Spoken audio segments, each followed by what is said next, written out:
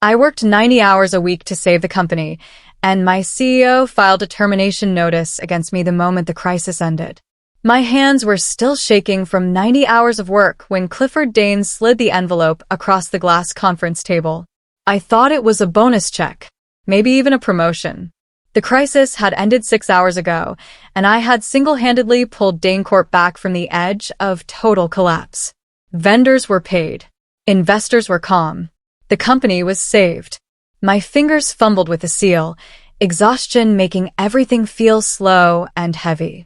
Inside was a termination notice, dated 2 weeks ago, the exact day I submitted the recovery plan. My breath caught in my throat like I'd been punched in the chest. The betrayal was immediate and sharp, cutting through the fog of exhaustion. Clifford's face showed no emotion, just that familiar cold smirk I'd seen so many times before. "Security will escort you out," he said simply, like he was commenting on the weather. My name is Lena Hart, and this was the moment my entire life cracked wide open. 2 security guards appeared at the glass door before I could even respond. My mind was spinning, trying to process what was happening. This couldn't be real. Clifford stood up, straightened his expensive tie, and walked past me without another word. Without even looking at me. I was marched through the office floor like a criminal being paraded before execution. Past the desks of employees whose jobs I had just saved with my blood, sweat, and 90-hour weeks. Past the break room where I'd spent countless midnight hours rebuilding financial models while drinking cold coffee. Nobody knew what had happened. They just stared with wide, confused eyes. One coworker, a woman from accounting named Fiona, stepped forward like she wanted to say something or ask a question. Clifford's assistant, Rhea Caldwell, immediately blocked her path with a raised hand and a sharp look. Then someone whispered near my ear as I passed their desk. It was Marcus from legal. "He planned this," he said quietly, urgently. I looked back over my shoulder toward Clifford's office windows. Through the glass, I saw him laughing, shaking hands with someone in a suit, celebrating. My stomach turned to ice. Let me take you back 3 months earlier to where this nightmare really began. I had just been promoted to senior financial analyst at Dane Corp headquarters in Harbor City. It felt like the biggest achievement of my entire career, something I'd worked toward for years through late nights and endless sacrifices. The building was sleek glass and steel, overlooking the harbor, where ships moved slowly through the morning fog like ghosts. I remember feeling so proud that first morning, walking through those glass doors with my new employee badge. On my first official day in the new role, I prepared a detailed proposal to streamline our vendor payment system. I'd spent the entire weekend working on it, checking every number 3 times. I was nervous but confident in my work. I walked into Clifford's massive corner office with printed copies, color-coded charts, projected savings calculations, everything perfect and professional. He was sitting behind his desk, talking on his phone. He didn't even look at my proposal when I placed it in front of him. He just pushed it aside with one finger like it was trash and said dismissively, "We'll see if you're worth the promotion." His voice was cold and cutting. I left his office feeling confused and small. Later that afternoon, I was getting coffee in the break room, trying to shake off the interaction, when I overheard him talking to Rhea in the hallway just outside. His voice was low but clear enough for me to hear every single word. "If she fails, we clean house," he said with a dark laugh. "Then we restructure." I froze with the coffee pot in my hand, heart pounding hard. What did he mean by that? Then my phone buzzed in my pocket. An email from an unknown address. Subject line completely blank. The message was short and absolutely terrifying. "You're being set up. Trust no one." 2 weeks later, the crisis hit like a bomb going off without any warning. Dane Corp's main investor pulled out suddenly, triggering a dangerous chain reaction that threatened to shut down all operations within days. The news broke at 7 in the morning. My phone started ringing before I even got to the office. Clifford called an emergency meeting in the large boardroom on the executive floor. The entire executive team was there when I arrived, all looking grim and serious in their expensive suits. The tension in the room was thick enough to cut with a knife. Everyone was whispering, panicking. Then Clifford turned directly to me with that cold smile I was starting to recognize. "Lena, you're leading the crisis response," he announced loudly so everyone in the room could hear him clearly. I blinked in complete shock. Me? Alone? My voice came out smaller than I wanted. He nodded slowly, deliberately. "You wanted to prove yourself, didn't you? Here's your chance. Don't waste it." The room went completely silent. I could feel everyone's eyes burning into me, judging me already, wondering why he'd chosen someone so new. After the meeting ended, I tried desperately to ask the finance director for help with the massive workload. He avoided eye contact and muttered something about being too busy with other critical projects. Same thing with the operations manager. Same with the legal team. One by one, they all refused to help me, making excuses. It was like I had been quarantined, isolated completely, and deliberately. That night, I stayed at the office until well past midnight reviewing crisis files and building response plans. My eyes burned from staring at the computer screen. That's when I noticed something very strange and disturbing. Entire sections of our crisis data were missing from the system. Important files that should have been there were just gone, completely erased. Then, for just a second, a deleted file flickered back onto my screen. I clicked it desperately, my heart racing. It vanished instantly, like it had never existed at all. Every email you send, every report you create, everything goes through me for approval first. I felt the walls closing in around me, suffocating. "This will significantly slow down the crisis response," I said carefully, trying to keep my voice steady. He smiled that terrible smile. "Then I suggest you work faster." That night, Evan sent me an encrypted message through a private email account. He's preparing a detailed scapegoat report. Your name is all over every page. He's going to blame you for absolutely everything when this crisis is over. I read the message 3 times, each word sinking deeper into my chest. My hands started shaking so badly, I could barely hold my phone. They weren't just overworking me into exhaustion. They were systematically building a case against me, creating a narrative, planting evidence. When the dust finally settled, I would be painted as the villain, the incompetent analyst who failed spectacularly, the one who destroyed DaneCorp. And Clifford would walk away completely clean, probably with millions in his pocket. The sabotage got progressively worse with each passing day. I was in an important meeting with all the department heads when I opened my laptop to present the updated financial projections I'd worked on all night. The file was completely gone, totally erased from my system. I clicked frantically through folders while everyone at the table stared at me in uncomfortable silence. "Technical difficulties," I muttered, my face burning with humiliation. After the meeting ended badly, I immediately checked the detailed file access logs on the server. Rhea Caldwell had remotely accessed my drive at exactly 9:43 that morning, 15 minutes before the meeting was scheduled to start. She deliberately deleted the file to make me look incompetent in front of everyone. Then I found something else buried deep. A hidden folder on the company's server that I wasn't supposed to see. Inside was a document titled Restructuring Liability Assessment.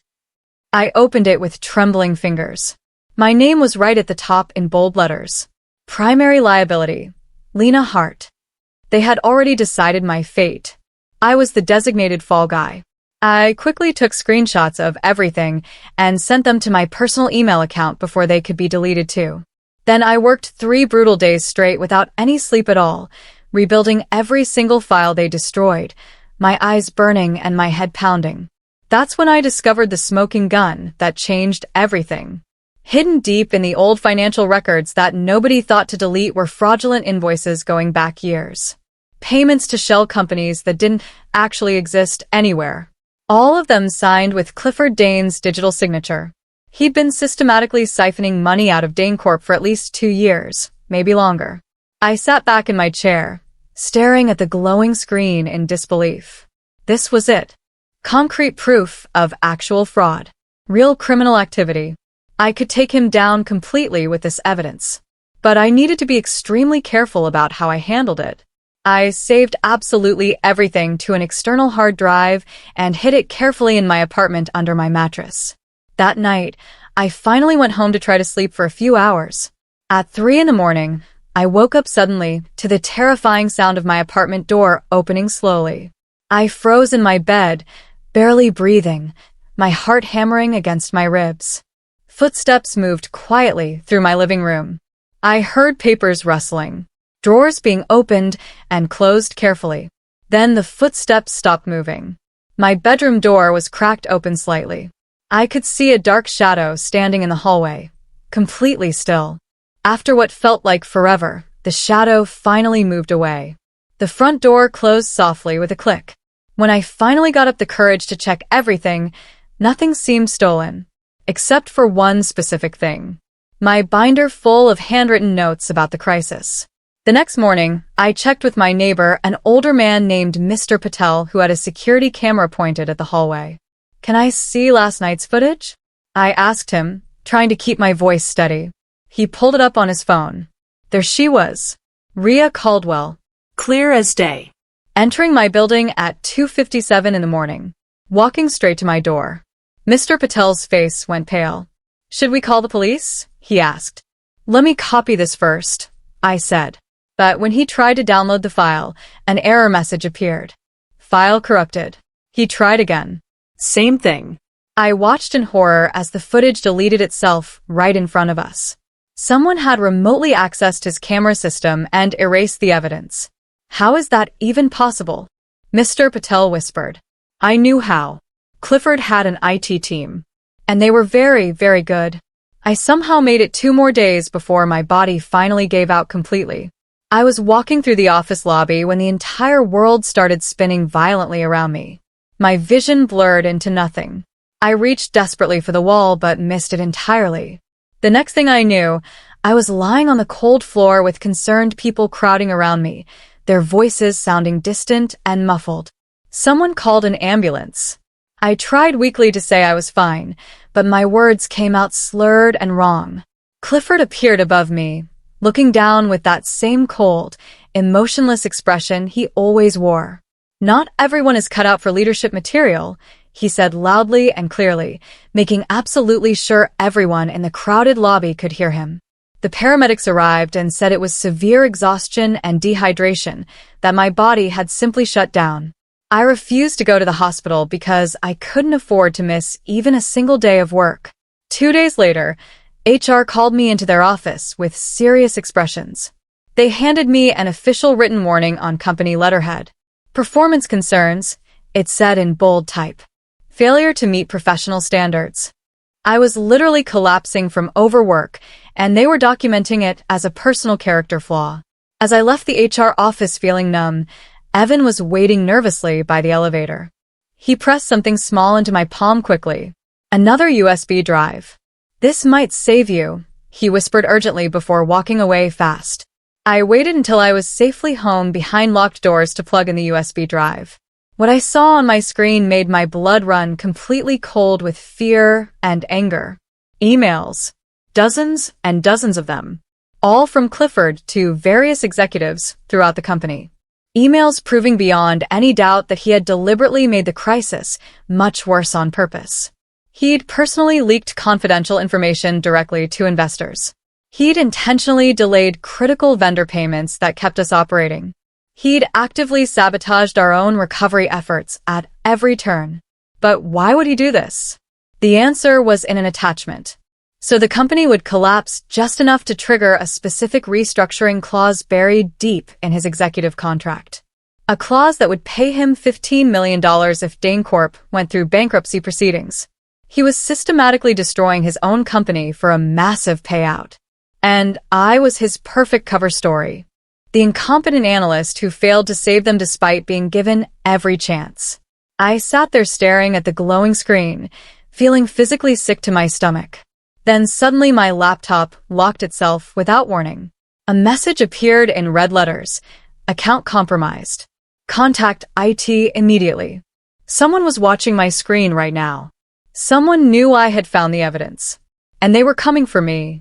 I yanked the USB drive out and ran to hide it. My hands wouldn't stop shaking. They knew. They knew everything. The next morning, I arrived at work to find I was locked out of absolutely everything. Email, company drives, internal messaging, even the building Wi-Fi network. My credentials were completely deactivated across every single system. I tried logging in 3 times before accepting it was real. I went straight to Clifford's office, my fear turning rapidly into anger. He was waiting for me behind his massive desk, looking almost pleased with himself. Like he'd been expecting me.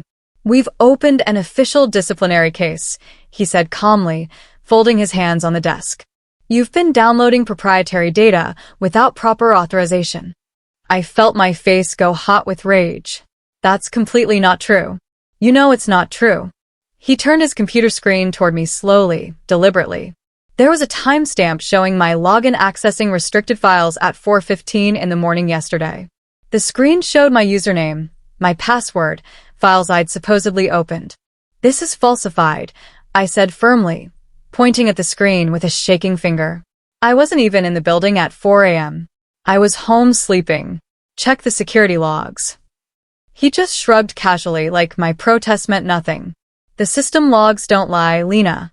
They're automated. Tamper-proof." But I knew they weren't tamper-proof. Not if you had the right access. Not if you were willing to break the rules. After I left his office feeling defeated and trapped, Evan found me quickly in the parking garage. I was sitting in my car, trying not to cry. His face was pale and frightened when he tapped on my window. "I know who forged the timestamp," he said quietly through the glass, looking around nervously to make sure nobody was listening or watching us. Who? I asked desperately, rolling down the window. He looked around one more time, then leaned in close. "Carter Hale, the head of IT. He's been working directly with Clifford from the very beginning of all this. I heard them talking yesterday."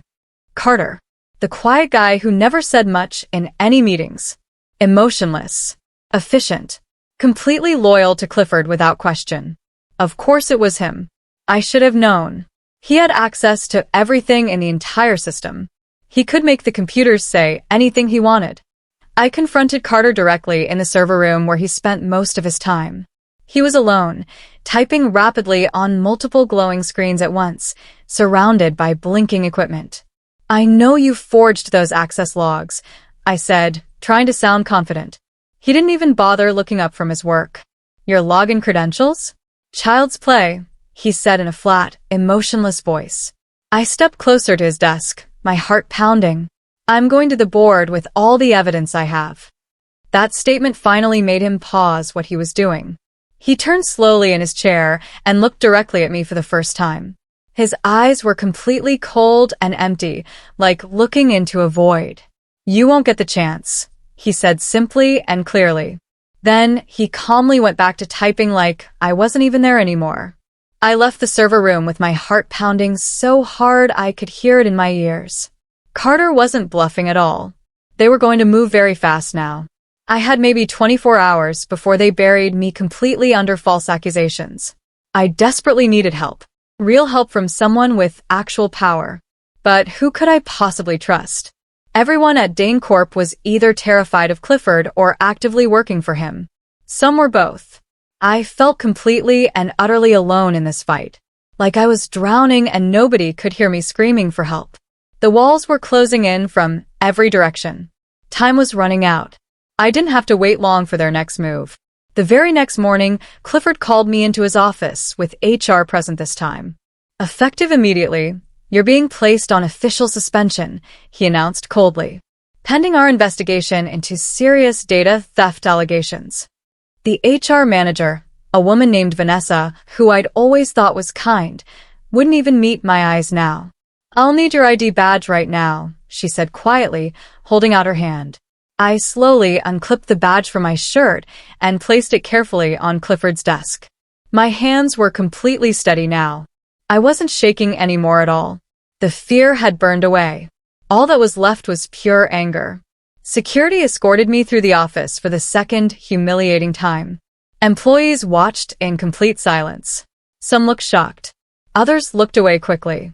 Fiona from accounting had actual tears streaming down her face. As I reached the elevator to leave, someone deliberately bumped into me hard. Evan. He pressed something into my jacket pocket and kept walking fast like absolutely nothing had happened. When I finally got to my car in the parking garage, I checked my pocket with shaking fingers. Another USB drive. And a handwritten note. Complete backups. Everything he deleted. He moves fast. You must move faster. I looked up at the tall Dane Corp building towering above me. On the top floor, I could see news vans gathering outside. Something very big was happening today. Something Clifford wasn't expecting. I got home and immediately plugged in the USB drive with trembling hands. My laptop screen filled completely with files and folders. Deleted emails showing suspicious bank transfers to offshore accounts in the Cayman Islands. Falsified financial reports with Clifford's digital signature on every page. Text messages between Clifford and Rhea Coldly discussing how to eliminate the heart problem permanently. And video files. Security footage from inside Dane Corp showing Rhea accessing my computer after hours when the office was empty. Showing Carter deliberately corrupting important data files. Showing Clifford meeting privately with board members and lying directly to their faces about company finances. This was absolutely everything. Complete, undeniable proof of criminal fraud. But then I saw the breaking news alert pop up on my phone screen. My stomach dropped straight through the floor. Dane Corp CEO files criminal complaint against former employee. They'd moved even faster than I'd expected possible. Clifford had filed my termination papers retroactively, backdating them to before HR could properly review any evidence I'd submitted. And he was publicly accusing me of data theft and corporate sabotage in the media. The story was already going viral on social media. My name, my face, my entire reputation being destroyed everywhere. I was being systematically destroyed in real time while the whole world watched. But I wasn't going to just let him win. Not after everything I'd been through. Not after 90 hours a week of hell. I didn't sleep at all that night. I physically couldn't. My mind was racing too fast. By morning, I'd made my final decision about what to do. If Clifford was going to destroy me publicly and completely, I would fight back the exact same way. I got dressed carefully in my best professional suit, grabbed all my evidence in a folder, and drove straight to Dane Corp headquarters with my heart pounding. The board was meeting that morning. I knew this because Evan had secretly sent me their private schedule. I walked confidently past security before they could react and stop me. Rode the elevator to the top floor. Burst into the boardroom without knocking or being announced. 12 board members looked up in complete shock. Clifford stood at the head of the long table, mid-presentation with slides behind him. His face went absolutely white like he'd seen a ghost. "What the hell is she doing here?" he demanded loudly. I walked straight to the table and dropped my thick folder directly in front of the chairman, a distinguished silver-haired man named Victor Kane. "Everything you need to know is in there," I said clearly and firmly. Fraud. Embezzlement. Sabotage. All of it documented with proof. Victor slowly opened the folder and began reading. His expression changed dramatically as he turned pages. Other board members leaned in to look over his shoulder. Clifford was saying something angry, but I couldn't hear him anymore. The blood was rushing in my ears. Then the door opened. Clifford's expensive lawyer walked in. And behind him, Rhea. She was holding official-looking papers. Forged documents. I could tell instantly by the satisfied look on her face. Rhea placed the documents carefully on the table in front of everyone. "These are emails written by Lena Hart," she said smoothly and confidently, admitting to downloading proprietary data with clear intent to sell it to our competitors. I started to protest loudly, but Victor held up his hand to silence me. "Let me see those documents first." He read carefully for a long moment, then looked directly at me with serious eyes. "These have your email signature on them." Before I could respond or explain, the door suddenly opened again.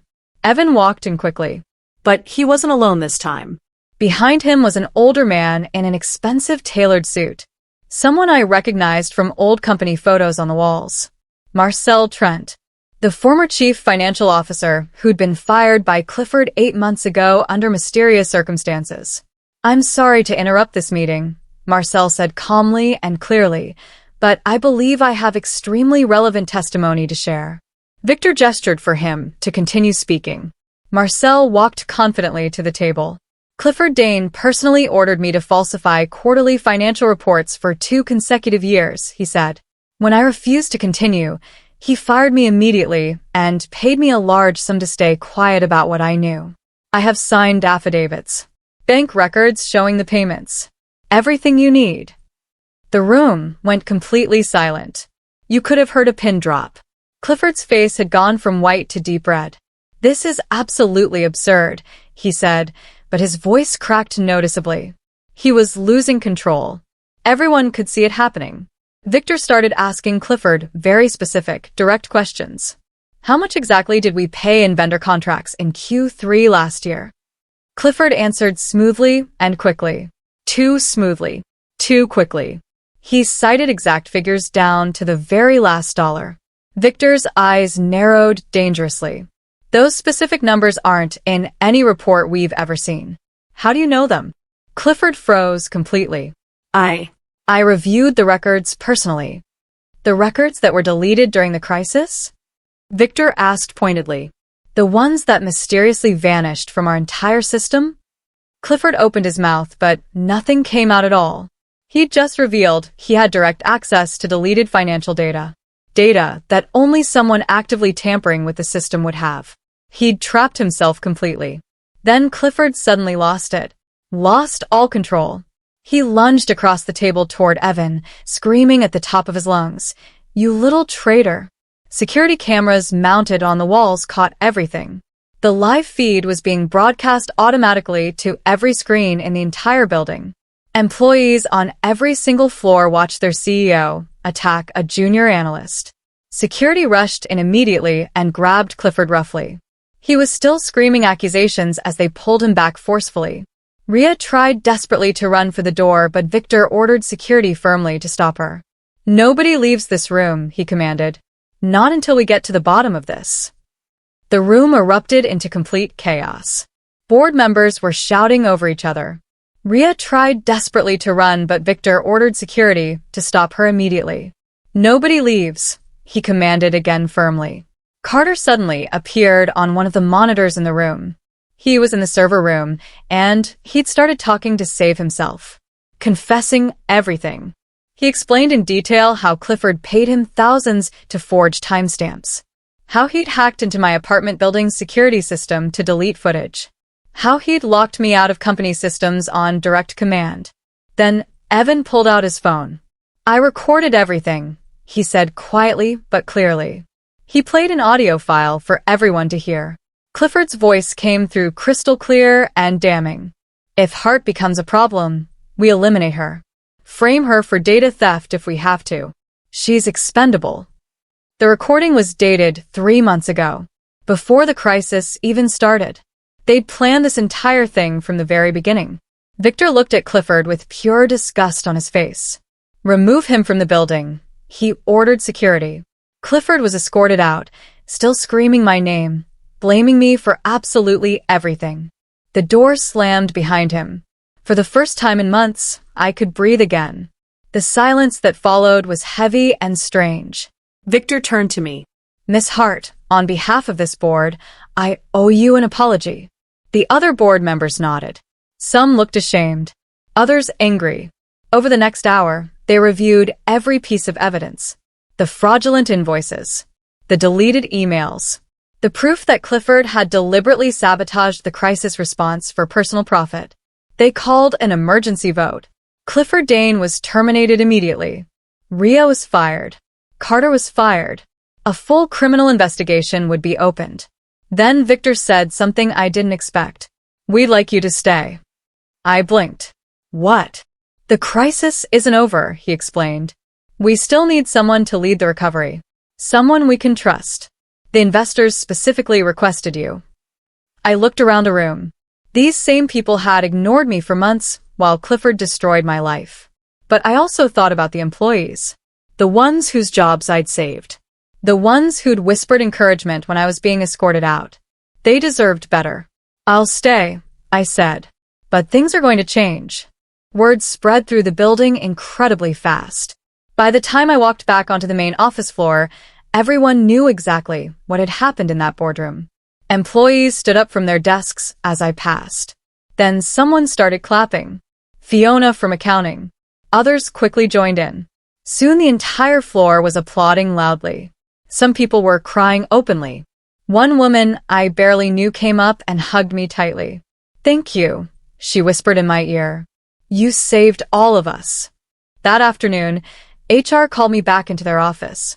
Vanessa looked genuinely embarrassed and uncomfortable. "We need to process your reinstatement," she said quietly. She handed me an official envelope. Inside was my new ID badge. And something else unexpected. A formal offer letter. Director of Corporate Restoration. The position Clifford had blocked from being created for years. The salary was more than double what I'd been making before. Full benefits. Stock options. Complete authority over the crisis recovery. I looked up at Vanessa. "This is real." She nodded. "The board approved it an hour ago. They want you to start immediately."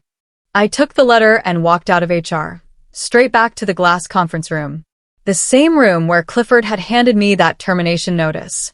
I stood at the head of the conference table now. The same table where I'd been betrayed. Where my life had cracked open. But this time, I was the one in control. Over the next few weeks, the truth kept coming out. Clifford faced criminal charges for fraud and embezzlement. Ria cooperated with prosecutors to avoid prison time. Carter lost his IT certifications and his career. Marcel was brought back as a consultant to help rebuild the financial systems. Evan got promoted to senior analyst. He deserved it. And me? I rebuilt Dane Corp from the inside. New policies. New leadership training. New protections for employees who speak up. The company survived. The employees kept their jobs. And I kept my promise to make things better. 6 months later, I stood in that same conference room for a very different meeting. The board presented Dane Corp's recovery as a case study in crisis management. They credited my leadership publicly. Investors returned. The stock price recovered. I'd done it. Not just survived their betrayal. I rebuilt myself in spite of it. And I made sure nobody else would ever go through what I did. That was the real victory. Not revenge. Change. Real, lasting change. And every time I walked past that conference room, I remembered the moment my life cracked open. Because that crack? It let the light in.